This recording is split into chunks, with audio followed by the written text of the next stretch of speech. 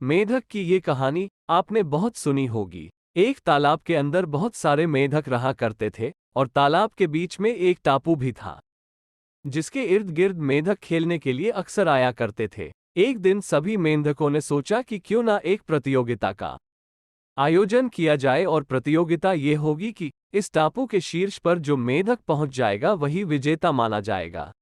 अब उनकी प्रतियोगिता शुरू हुई।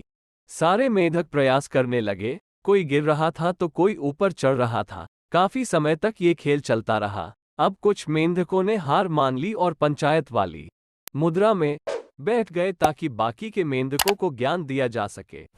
जो मेढक चढ़ने की कोशिश कर रहे थे वो उनको बोलने लगे, रहने दो, नहीं हो पाएगा, बहुत मुश्किल है। कितने सारे मेंढकों ने हार स्वीकार कर ली। इस तरह की नकारात्मक बातें मेढक बोल रहे थे। मगर इन सबके बीच एक मेढक था जो अपनी धुन में चढ़ रहा था और बार बार गिर रहा था, लेकिन वो कोशिश पूरी कर रहा था और पंचायती मेढक उसको भी ज्ञान दे रहे थे।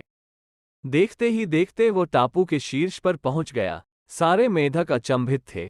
जब वो नीचे आया तो सभी मेढक उससे पूछने लगे कि तुमने ये सब कैसे किया। तो वो मेढक तो कुछ नहीं बोला, लेकिन उसका मित्र बोला कि इससे क्या पूछते, ये तो कुछ नहीं सुन सकता। यानी कि मेढक बहरा था। अगर वो बहरा नहीं होता तो उसके दिमाग में हीन भावना का प्रवेश हो जाता और वो इस मुकाम पर नहीं पहुंच पाता। रुकावट का कारण भी तो यही होता है दोस्तों। तरह तरह के लोग फप्तियां कसते हैं।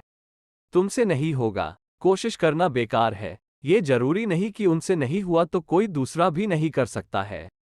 यकीनन कर सकता है, लेकिन सिर्फ जरूरत होती है तो बस उस मेढक जैसे बहरे होने की, ताकि ज्ञानी लोगों को नजरअंदाज किया जा सके। मुझे पूरी उम्मीद है कि इस कहानी से आपके दिमाग के तार जरूर खुले होंगे, जो कि जरूरी है। सीख चाहे कहीं से भी मिले, ले लेनी चाहिए। अगर आप और भी कहानियों को पढ़ना चाहते हैं तो आप चैनल को सब्सक्राइब, लाइक और शेयर करें। कमेंट में बताएं कहानी कैसी लगी।